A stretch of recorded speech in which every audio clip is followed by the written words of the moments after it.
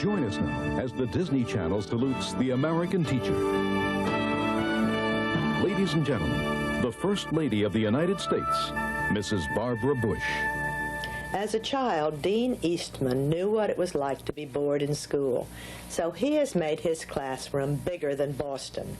He turned the school's courtyard into an archaeological site and high school students into scholars. We want to see if we can fit. I think a lot of times students just need motivation. They need someone that really cares. Now, sometimes you can't coddle them. Everyone has dreams, but sometimes they need a mentor or a guide to direct them how to accomplish them. Sometimes they want to be lazy. I try to push them in the right direction. Sometimes I have to put a little backbone in their wishbone. But in the end, they appreciate it. Let's start sorting some of these bags. Have these all been cataloged? Yeah. Okay, excellent. Okay, now, once these have been cataloged, let's see if we can separate them. Okay, now obviously the Stone Age stuff should go together. He has such a broad sense of history and knowledge. He taught us how to do primary research, and we also learned how to do the archaeology pit. What he mainly does is he gives you the key to the door, and you unlock it. He gives you a background, and he says, all right, now you go out and do it. So it's not really him teaching you, it's you teaching yourself. What we're going to have to do is with this, we have to go up to the lab. We have a reference up there where we have all different rocks and stuff that are indigenous or particular to the North Shore of Boston. We're first going to see if there's anything similar to this there. If it is, we can tell these came from the area. If you don't expect something of someone, that's really showing lack of respect. So I tell them to demand from your teachers. You know, expect is respect. And the more that's expected of them, the more that they're going to produce. So they're going to reach a higher level if they just do that. I tell them that in life, it's what you do when no one's watching that really is a test of your character. You know, you guys are the real heroes. This stuff here is grunt work that no one appreciates, but I do, and people, future generations are going to do it. Dean is the type of person that we need in school. He's a giver, and he's a doer, and he takes into consideration the individual needs of children. He'll take time constantly to work with them and help them. Too many times when I was a student myself, I was bored in the classroom. There'd be a teacher lecturing, and if it didn't concern me, I'd just tune out. So what I try to do in my classes is I want students active. I've always learned by putting something in my hand or seeing how it's done. It's one thing to read it in a book, but if you can actually do it yourself, you never forget that. It's really been great working with Dean because he's managed to get the high school students enthused to the point, even if they're not going on into archaeology, that they've gotten exposure to some of the other disciplines that are involved in archaeology.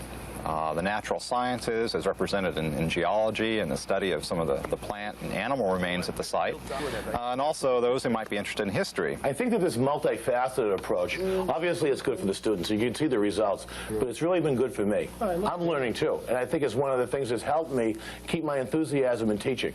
Because if you're doing the same thing over and over again, it can get pretty monotonous, and I find this very exciting because every year I'm always learning new skills. So these students, along with myself, are becoming intellectual decathletes.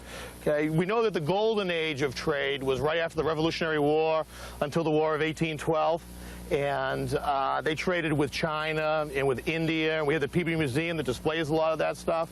Well, right in the very beginning, we traded with the West Indies and with England. Field trips aren't just for the weekend. They're certainly a part of your school day. And it really gives a chance for the students to get out away from their environment and see different things, whether they be cultural or just fun things. It just gives us a chance to interact in a different way. When they have a chance to go into the custom house where Nathaniel Hawthorne actually worked, and realize that maybe he didn't like his job, which a lot of people probably won't, but he went on to succeed after he thought he was a failure. That's a good message for these kids. Now, can you think of any of the books that he wrote? Scarlet Letter.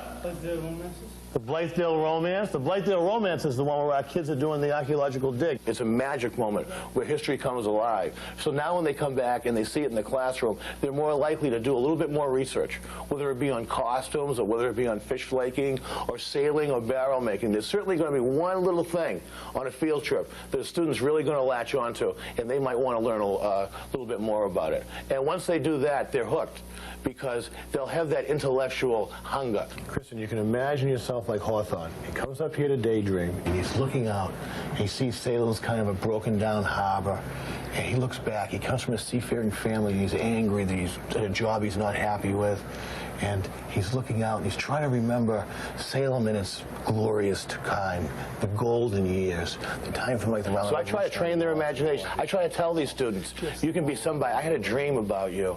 Okay, you were getting an award. You were the best student, and you won the history book award in my class. What he does is just, it's amazing that a man can do that much. So I'm going to take an independent study with him in which it will be just me and him, and he'll be teaching me more.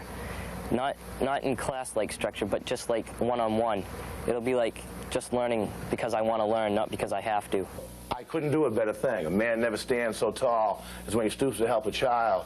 This is the dues that I'm paying back for people that have helped me. I'm growing. I couldn't have a better job than what I have right now. Sometimes people talk about you could be making more money if you do other things, but every day when I drive to work, I have a smile on my face.